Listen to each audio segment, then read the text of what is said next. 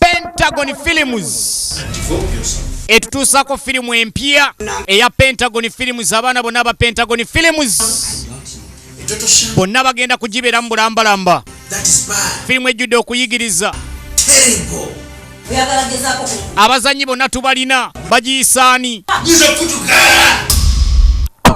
Samson mu nsi eno siganye yamba naye gweoyamba akwagaliza ki? Nkugambye bonna abazanyi tubalina. Pentagon Films yereeta firimu ekyali mpya tugisabuukulula. Nolwekyo mujje mutuwagire. Tuyinamu n'abazungu bonna bagenda kubeera mu eno. Sikuganye kuba na mikwano naye mikwano londa mu mulimu egitayamba. Kale nkutegeeza gwe omulungi alaba kalango kano jangu wagire Pentagon Films. Firimu ya byafaayo.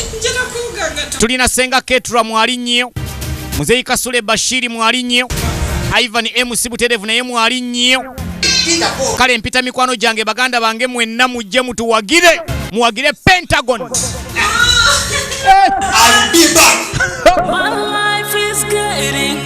Mu nsi eno omuntu asaana abeerewo. Omanye emikwano gy'olina, omanye eŋŋanda, ani asobola okukuyamba n'okuyamba famire yo. Firimu tugipremieringa ng'ennaku z'omwezi 2 May wali ku theater Labonita. Okuyingira $200, VIP $5, emmeeza ya $3. Mujje mutuwagire.